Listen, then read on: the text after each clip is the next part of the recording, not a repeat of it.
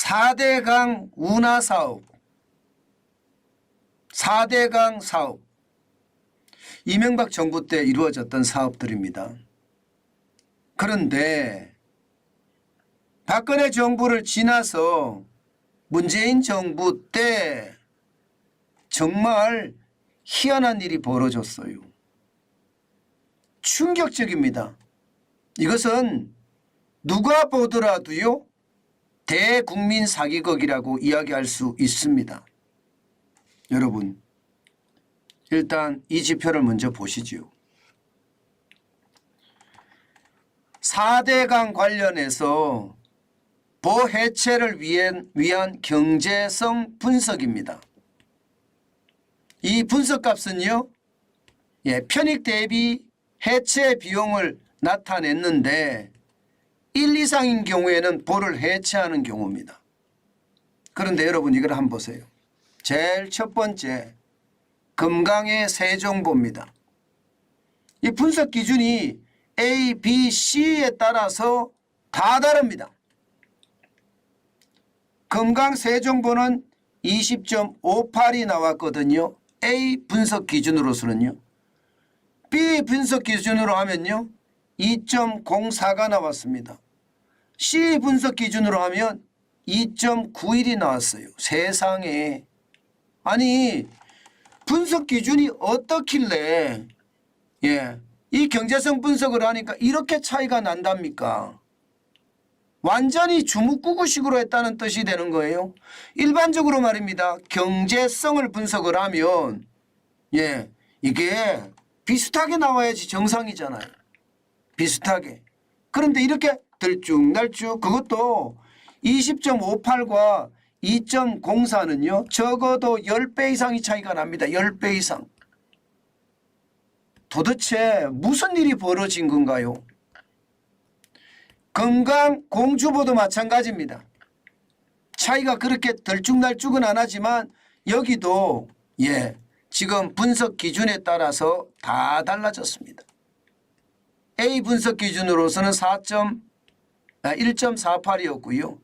B는 1.07, C도 1.07이에요. 영산강 증산보도 마찬가지입니다. A 분석 기준으로는 3.02고요. B 분석 기준은 0.62예요. C 분석 기준으로는 1.53입니다.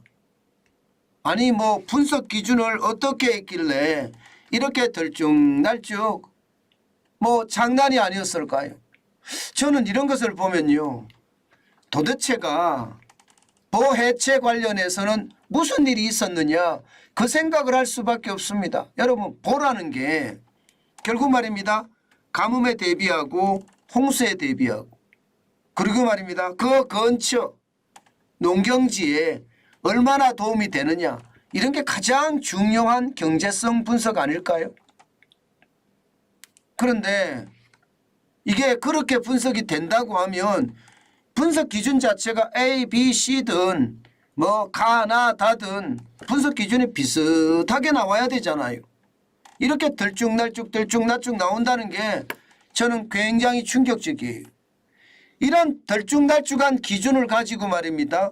예를 들어서 영산강 증산보 같은 경우는 0.6이니까 이거는 해체에 어떤 해당도 안 되는 그런 상황이에요. 그런데 이 기준을 갖다가 대고 말입니다. 4대강을 지금 쉽게 말하면요. 해체를 하는 거죠. 보시다시피 완전 해체는요. 금강 세종보고요. 그 다음이 영산강 이게 중이 아니고요. 증입니다. 증산보고요. 이렇게 두 개는 해체입니다. 그런데 분명히 앞서 이게 영산강 증산보는 보면 B 기준으로 보면 0.6이니까 해체 대상이 분명히 아니었습니다. 분명히. 그런데 A나 C 기준으로는 또 해체 대상이었고요. 이렇게 덜쭉날쭉한 걸 가지고 해체를 했고요. 부분 해체는 금강의 공주보였고요. 나머지는 상시개방입니다. 금강 백제보나 영산강 승천보나. 참 이런 것을 보면서 저는 진짜 충격적이라고 저는 생각을 합니다. 아니 보는 시각이 왜 이렇게 엄청나게 다를까요?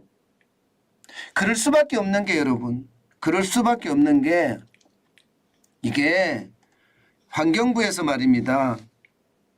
예, 쉽게 말하면 4대강 조사평가단을 구성을 할 때 4대강을 반대하는 사람들만 왕창 몰아넣었어요. 왕창 몰아. 그러니까 이런 말도 안 되는 엉터리 경제성 분석이 나오는 겁니다. 실제입니다. 실제. 보세요. 4대강 조사평가단 구성을 보면 예, 지금 전체가 15명으로 구성이 됐거든요. 그런데 민간이 8명입니다. 공무원이 7명이고 충격적인 것은요. 민간 8명 중에는요. 4대강 재자연화 시민위원회 출신 평가단 기획위원이 8명이에요. 4대강에 대해서 긍정적으로 생각하는 사람들은 쉽게 말하면 한 사람도 없었다는 이야기예요. 한 사람도 없었다는 이야기예요. 그러니 말입니다, 여러분. 이것은 어떻게 생각하면 4대강을 반대하는 사람들이 들어가서 그것도 15명 중에 과반을 가져갔어요. 그러면 여러분 어떻게 될까요? 예, 쉽게 말하면 시민단체 마음대로 될 수 있다는 이야기입니다. 시민단체 마음대로. 이 4대강 재자연화 시민위원회라는 데가 어떤 곳인가 하면요. 쉽게 말하면 보해체를 주장하는 181개 시민단체 연합입니다. 181개가 뭔지 모르겠지만 이렇게 많아요? 저는 시민단체 보조금 다 끊어야 된다고 생각합니다. 시민단체라는 게 뭐예요? 시민의 권리를 보호하기 위해서라면 그 시민의 권리를 보호받을 사람들이 예, 이게 회비를 내든 아니면 원래비를 내든 이걸 가지고 해야 되는 것 아니에요. 왜 국가가 보조금을 주는지 저는 솔직히 이해가 안 되는 부분이거든요. 181개나 된답니다. 그런 단체들이 몰려서 4대강의 보를 해체를 해야 된다. 그것도 말입니다. 말도 안 되는 기준을 가지고 들쭉날쭉한 기준을 가지고 보를 해체를 했다고 하니 이것은 어떻게 생각하면요. 제가 좀 과하게 설명을 하겠습니다. 우리 민족의 비극입니다. 왜 이렇게 말입니다. 한쪽에서는 보를 만들어야 된다. 4대강을 만들어야 된다. 이렇게 이야기하고요. 다른 한쪽에서는요. 4대강 운하 안 된다. 예, 4대강도 안 된다. 그러면서 말입니다. 권력이 바뀔 때마다 거기에 혈세를 쏟아붓는다는 거. 뭐 평가하기 위해서 조사하기 위해서도 혈세를 쏟아붓지만요. 보를 해체하는 과정에서도 또 혈세를 쏟아붓고 복원하는 과정에서 혈세를 쏟아붓고 이게 무엇하는 짓인지 모르겠다. 이렇게까지 이야기할 정도입니다. 도대체 말입니다. 이런 비극은 얼마나 가야 될까요? 게다가 나라 운영을 말입니다. 과학적이지도 않고요. 체계적이지도 않는 이런 경제성 평가 지표를 가지고 국책사업을 마음대로 들었다 놨다 했다는 것은요. 진짜 심각한 일이라고 저는 생각합니다. 심지어 말입니다. 기획위원회 있죠. 기획위원회. 앞서 말씀드렸던 이 기획위원회 말입니다. 기획위원회 연석회의에서는요. 데이터가 없는 지표가 많이 있거든요. 사실은 그런 것에 대해서는 어쩔 수 없이 다른 기준의 지표를 써야 하는 것에 대해서도 우리가 동의를 해줘야 합니다. 아니 이게 무슨 뚱딴지 같은 소리고 이게 무슨 말도 안 되는 짓거리입니까? 저는 이런 짓거리가 벌어졌다는 자체가 진짜 무식하다고 생각합니다. 아니 과학적이지도 않고 지표도 없이 임의대로 마음대로 국책사업을 했다는 거예요. 저는 이런 것을 보면서 말입니다. 예, 심각한 상황을 만들어낼 수 있다고 생각도 하고요. 감사원에서는 말입니다. 보 설치 전과 보 설치 후 여기에 대한 측정 지표가 없으니까 엉뚱한 곳에 지표를 끌어와서 여기다 갖다 붙였다는 거예요. 예를 들어서 말입니다. 공주보 같은 경우는요. 1.5km 떨어진 상류의 어떤 지표를 가지고 갖다 부었고요. 죽산부는 6km 떨어진 상류의 지표를 갖다 붙였다고 합니다. 이거야말로 해체를 하기 위한 해체잖아요. 일반적으로 답정너라고 하죠. 답정너. 답을 정해놓고 한다는 것. 이게 한통속이라는 생각 저는 굉장히 많이 듭니다. 도대체 나라 운영을 어떻게 했길래 이런 문제가 생길까요? 저는 데이터도 필요 없고 과학도 필요 없는 그야말로 마음대로 4대강을 해체했다는 거 이거 기획위원들에게요. 책임을 물어야 됩니다. 도대체 말입니다. 이게 말이 되는 겁니까? 이것은 국민을 기망한 행위고 국민을 속인 행위고 국민에게 사기친 행위예요. 도대체 말입니다.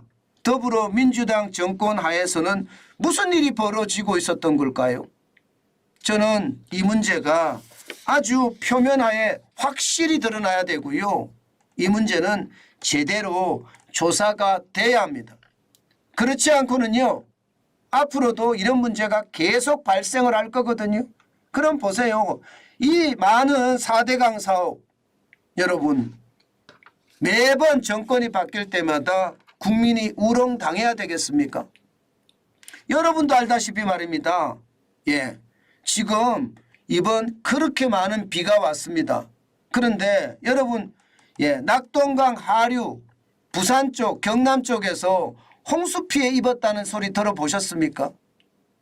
이것은 여러분 간단하게 말씀을 드리면요. 4대강 사업의 효과라고 봐야 되는 겁니다. 한강에도 그런 얘기 들렸습니까? 이게 금강에도 그런 얘기 들렸습니까? 영산강에 그런 얘기 들렸습니까? 없잖아요. 일반적으로 비가 많이 오면 강 하류의 홍수 피해가 심각해지거든요. 그런데 그런 이야기가 없어요. 그 정도로 말입니다. 4대강 사업은 잘된 국책사업으로 봐야 됩니다.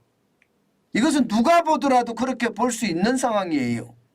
그런데 이렇게 말입니다. 이념을 더 씌워서 또한 권력의 화신이 돼서 권력의 욕심이 너무나 많이 나서 이런 문제가 계속해서 벌어졌다는 자체가 우리 민족의 비극이죠. 저는 이런 비극을 해체할 수 있는 방법은 하나밖에 없다고 생각합니다. 딱 하나밖에 없다고 생각해요. 합리적인 생각을 하고요. 객관적인 판단을 하는 거 말입니다. 왜 우리는 정치인들에 휘둘려서 왔다 갔다 하는지 모르겠습니다. 이제 정치인들이 얼마나 못난 사람인지 알잖아요, 여러분. 그중에 몇몇은 그래도 나은 사람이 있겠지만 오죽했으면 제가 지도자가 아니라 지똥자라고 이야기했습니까? 국민이나 국가를 나락으로 몰고 가는 게 태반이잖아요. 아니 국회의원 업무 수행 중에 가상화폐 거래하고 앉았고 이게 국회의원의 실상이에요.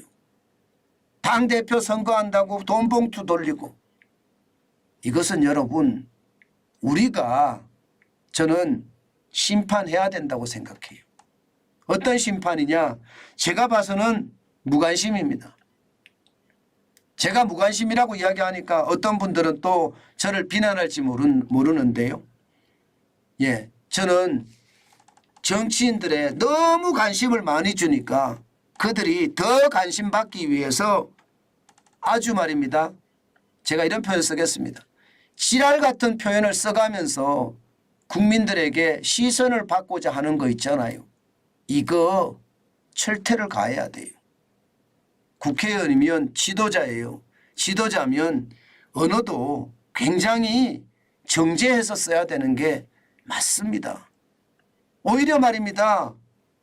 유튜브 방송, 개인 방송하는 정환진이보다도 못하잖아요. 저는 필부에 불과하거든요. 그냥 범인입니다. 일반 사람이에요. 그런데 그들은 지도자라고 하는 사람들이 말을 하는 걸 보면 아주 시체말로 싸가지가 없고요. 그 속에는 기자라는 국가라는 개념, 기자가 아니고 국가라는 개념, 국민이라는 개념이 하나도 없습니다. 그래서 안타깝습니다. 제발 권력의 화신이 되지 말고요. 국민의 수호자가 됐으면 좋겠습니다. 그러면 4대강 이 문제도 저는 풀릴 거라고 생각해요. 우리가 무관심을 가지고 그렇다고 표를 선거권을 제가 행사하지 말라는 뜻은 아니에요. 이렇게 지독하게 이야기하는 자기 권력에만 자기 욕심에만 쌓여 있는 그 국회의원들에게 무관심하자 그런 뜻입니다. 오늘도 여러분 우리는 대국민 사기극에 계속 놀아나고 있습니다. 제발 우리 이렇게 놀아나지 말자고요. 언제부턴가 국민은요 이제 바보가 아닙니다. 분명한 것은 지표와 과학을 국민은 믿을 겁니다. 정환진 TV는요 그렇게 지표와 과학을 가지고 여러분들에게 경제와 관련된 모든 것들은 제가 제 나름대로 객관적인 의견으로 브리핑하겠습니다. 제발 대한민국이 정신을 차렸으면 좋겠어요. 그것도 지도자라고 하는 사람들 말입니다. 네, 우리 말뚝이님 감사합니다. 슈퍼챗 감사합니다. 감사합니다. 네, 아침 시간에 이렇게 새벽에 또 슈퍼챗을 주시니까 제가 더 신이 납니다.